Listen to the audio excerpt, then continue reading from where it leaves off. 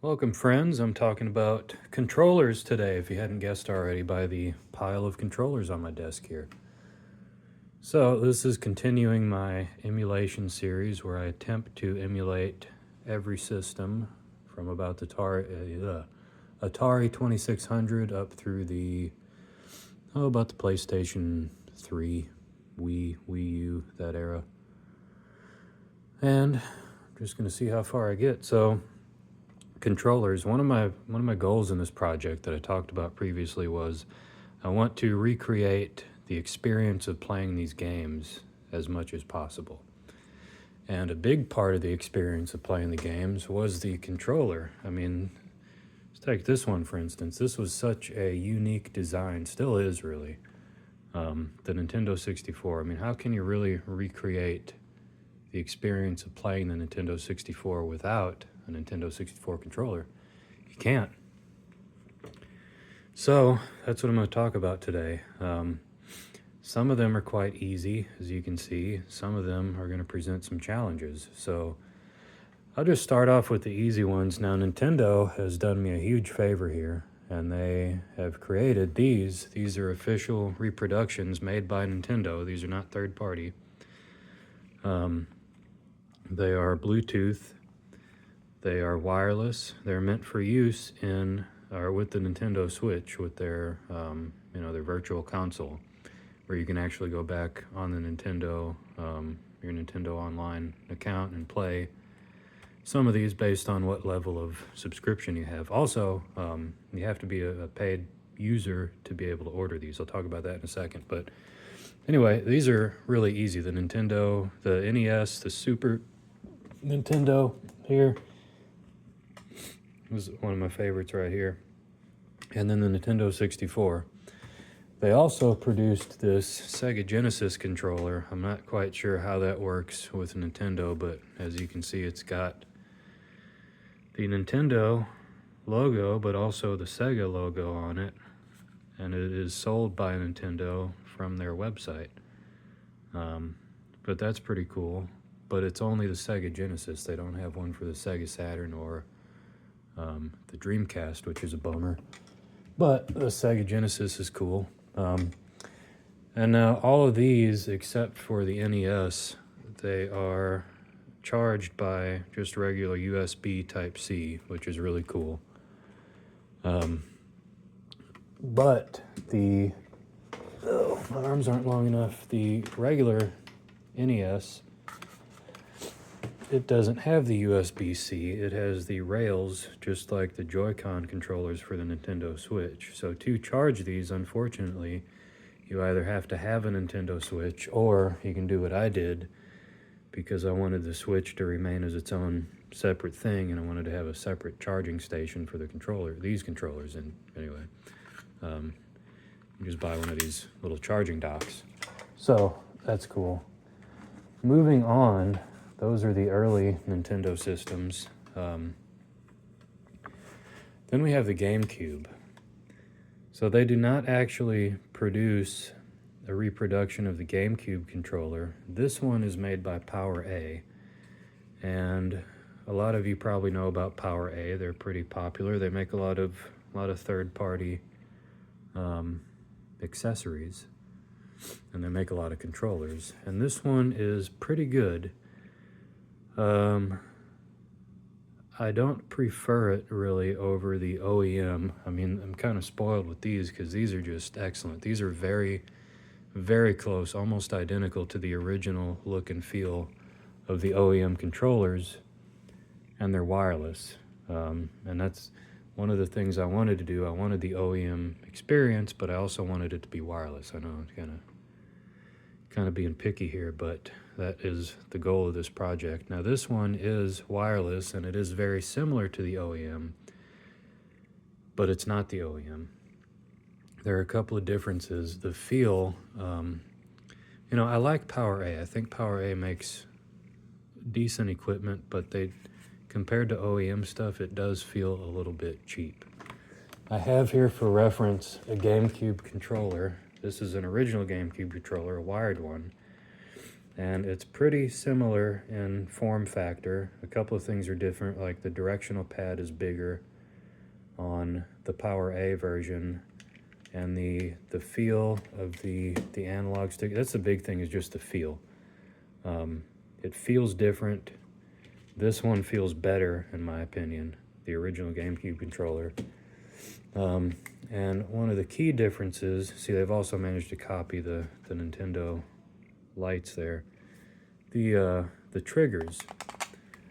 On the GameCube controller, I can't really show you on a video, but these are analog. So these are going to be pressure sensitive, and there's going to be some games that take advantage of you being to press these triggers maybe partially or not all the way. I think in Metal Gear Solid, you held the trigger down partially to aim, and then you squeezed it fully to shoot. And with this Power A controller, it's just a button. It's not really a trigger. It's not analog. It's just a digital button. So unfortunately, for games that required that or games that made use of that, you wouldn't be able to take advantage of that with this controller. So that's unfortunate. Now, there was a wireless GameCube controller. It was called the Wavebird. I don't have one, but I've looked around for them on eBay. They're a little bit pricey. I mean, everything's pricey these days with retro gaming, but I'm thinking about getting one of those and seeing how it compares. But for now, you know, for most games, for most purposes, this is going to do just fine. Another thing that I don't really care about it is, instead of being rechargeable, it actually takes AA batteries. It's not a huge deal because I have actually a little charging dock for reusable, rechargeable AA batteries that are lithium. And also the Wii controller. Now, moving forward, the Wii controller, you can actually use this with the Dolphin emulator on PC because it operates off of Bluetooth.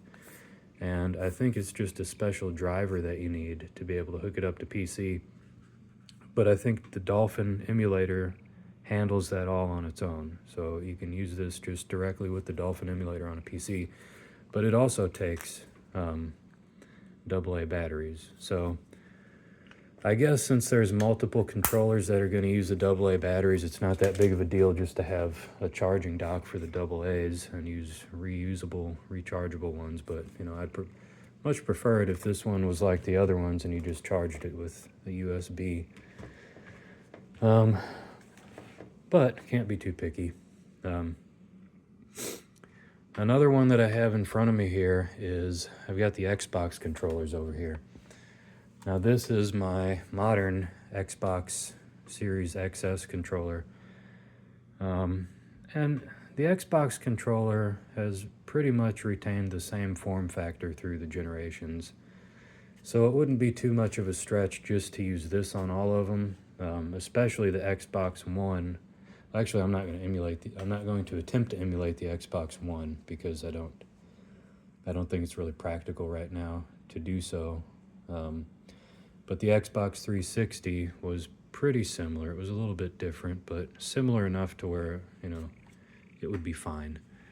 The thing that concerns me is, let me find a place to put this. I have the original Xbox controller. Now, Xbox did not have a first-party wireless controller. There were some third-party options eventually that came out. And I might explore those, but the difference is I think it was only the original Xbox. I don't think it was any console after, but it had these additional black and white buttons here. Now, also compared to future generations, they had the triggers and they also had the bumpers. So you had L1 and 2 and then R1 and 2. Here you just have an L and an R. So you could, in theory, on a modern controller like the Xbox 360, substitute black and white for the bumpers or something like that. I don't know. But, like I said, I want to try and recreate the experience, and I think in the original Halo, the white button was to operate your flashlight, which made sense because this kind of looks like could be a little flashlight or something. But I'm looking for options on that. And I know that this big guy, he wasn't very popular, didn't last for very long because he was just too big. But this is the Duke. This came with my original Xbox, which I still have. So this is the very first Xbox controller that I ever used, because this is what you had.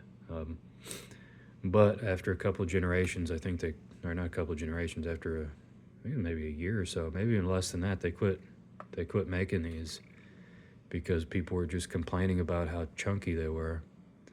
And these had a different placement for the buttons up here. But I always liked this controller, you know. I don't really have super big hands, I guess, you know, but this controller just felt pretty good to me. In my opinion, I think the Dreamcast controller is about the most comfortable controller I've ever used. But next to the Dreamcast, I would have to say is the Duke from the OG Xbox. Got the start button. There was quite a big difference between the original, the Duke, and then the later model that they came out with. I never really sat down and looked at how different they were, I guess, but there's a giant Xbox logo here compared to the little one there. The D-pad is different. It's just like this little bubble thing here. And then the start and back buttons were different. The black and white buttons are different. Even the colored buttons, the alphabet buttons are different. Yeah, I never really sat down and looked at that. Also, another feature that these had was this little quick disconnect here. And see, this is the plug where it went in, and I think this is just a USB protocol. I think they used pretty much the same protocol as USB, but they made their own custom adapter or plug for it. But in theory, you could use these on PC, I believe, via USB. That might be something that I explore as an option. If these did, in fact, use the USB protocol, it might be pretty similar to rig up a custom job, or they might even have some plug-and-play kits to turn. I'll talk about those in a second, but these, this comes undone. Why on earth would you do that? Now, my understanding of this was that in the days of wired controllers, it was common to be walking across the living room and your foot would snag on the cable and you'd end up yanking your console off the shelf. And to prevent that, instead of that happening, it would just disconnect. And I thought that was pretty cool. Maybe I'm wrong on that. Maybe there was some other purpose behind it. But I'm sure the internet will correct me if I'm wrong. Anyway, one cool little feature. What else am I talking about? So, some ones that I haven't addressed yet. These are just the ones that I had readily available to make this video. The PlayStation. I haven't shown any PlayStation controllers here because the ones that I have are all boxed up. Because if you haven't been able to tell, I'm more of an Xbox guy. I like PlayStation. There are some things that I really like about the PlayStation. But once the Xbox came out, I pretty much stuck to it. But the PlayStation. So, throughout the generations, there was the original. It wasn't the dog bone was the Nintendo, that second NES controller that came out. But I always thought the original PlayStation controller kind of looked like a little dog chew toy or a dog bone or something. So it kind of always sticks in my mind. But it had, it was that thing, that rectangle with the two handles that came on it. And that was before the DualShock. There were no directional pads on the original Xbox controller. Or there was a directional pad. There weren't analog sticks on the original PlayStation controller. Excuse me, I'm getting all tongue-tied today. Got too many controllers in front of me. I'm getting my systems mixed up. But anyway, there's a company called 8-Bit Do, and they make a no solder mod. It's basically just a replacement board, from what I understand. You open up the PlayStation controller, and you replace the original board, that the wires are connected to. You take all that out, take the wires, take the original board. You don't have to cut anything, don't have to solder anything. And then you just drop this new board in, and it is equipped with its own battery and its own Bluetooth transmitter. And then you can use that either with a special adapter that plugs into the PlayStation and play your original hardware, with a wireless controller, or you can connect it to your PC and play an emulator or whatever game you want. So I'm probably going to look into that, but I didn't, I could be wrong, but I don't think they made one for the DualShock.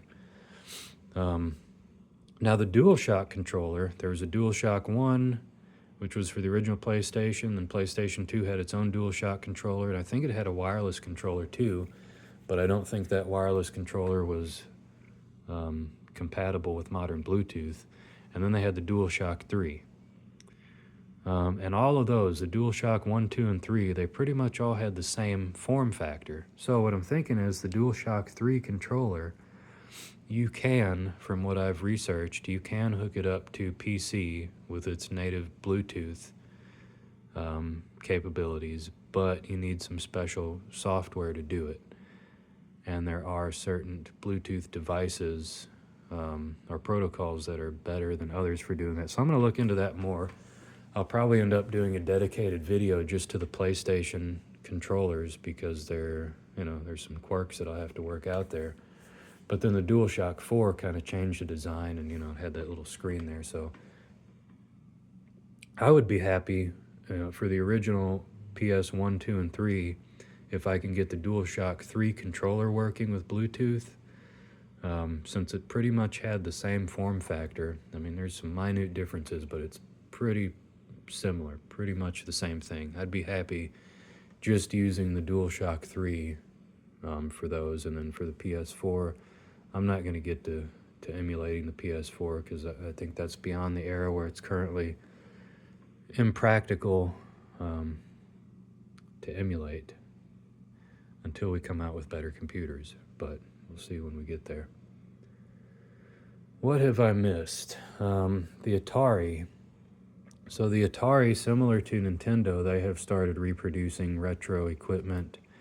I think they actually produce modern Atari 2600s, but they also have the retro controller for the 2600, and it's wireless. They have a few controllers on there. Now the Atari, what was it? The 5200 and the 5200. It had there were a lot of controllers, I think, for that one. There was one that had a full number pad on it, so I really don't know what I'm going to do for that, if it's even going to be practical. There might just be some games where I'm not really able to play unless I want to hack up an OEM controller, which I don't like doing because, I've just removed another one from the ecosystem. I don't mind stuff like this. Like, I can go out and buy one of these new, so if I want to take one of these apart and mod it, that's fine. But something like an original GameCube controller, or even older, these aren't even all that old, you can still find these, but things like the original NES, getting harder and harder to find. The Ataris are getting hard, the original ones anyway. So, if I can avoid hacking one of those up just to satisfy my my project specifications, then I'll see what I can do. The Sega controllers. Now, as I said, I have this Sega Genesis controller, and this works out pretty fine. There were different models. I think there was one that had 6 buttons. This one has an A, B, and C. I think there was an X, a Y, and a Z also. I could be mistaken on the letters, but there were different flavors of the Sega Genesis controller. And also with the Sega Saturn, I've not found a wireless Sega Saturn controller that has the same form factor as the original. Maybe I just haven't looked hard enough. But like this one, I can work with this because even though there are some minor differences, it is wireless, which is a big deal, and it pretty much is the same form factor as the original GameCube controller. And then with Sega, so there was the Sega Genesis, and there was the Sega Saturn, and then the last console that Sega released, to my knowledge, was the Dreamcast. And like I said, the Dreamcast, the controller, it was very unique. I wish I had one in front of me here, but I don't. It had triggers. It had an L and an R trigger, which might have been new at the time. It's the first system that I remembered with real, left and right triggers. I mean, the Nintendo 64 had the Z trigger, and then you had the bumpers here, but the GameCube, it was, it was comparable to the Duke. That might have been where Xbox got their inspiration from. I actually remember seeing something about some kind of collaboration between Microsoft and the Dreamcast, if my memory serves me correctly. I can't remember what it was, but they had something was cooking with them. I can't remember what exactly it was, though. But anyway, that controller, I've not found a wireless reproduction that has something close to the same form factor as the original Dreamcast controller, which is disappointing. And I haven't found a mod, or at least a no solder mod where you can drag or plug and play. That 8-bit do mod for the PlayStation controller, that's cool because it's completely reversible. All you're doing is taking out the old electronics and putting the new electronics in, but you can very easily reverse the process and have your original controller restored back to its original condition. With the Dreamcast controller, I'm going to have to explore and see what I can come up with. I've thought of just using some third-party controller. But if my goal is to recreate the experience, that was a very unique controller, and that's something I'd really like to be able to reproduce in some way. I've thought about trying to mod it myself.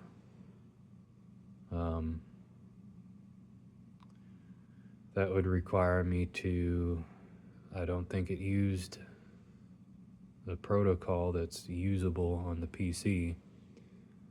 So I would either have to create, well, I really don't know what all I would have to do. But that's certainly something that I will figure out. So for now, I've made quite a bit of progress. There are a few outliers that I'm still trying to come up with solutions for. The Neo Geo, I want to try and emulate that too, and the ColecoVision, and the Intellivision. What other weird outlier? Yeah, that's pretty much it. But we'll see. I've got a lot of them. The big names are pretty much taken care of. The Nintendos, the PlayStations, the Xboxes. Those are pretty much in the bag. But it's the outliers that are going to be a challenge. So that's all for today. I hope you enjoyed. Oh, another thing about these, I said I would mention.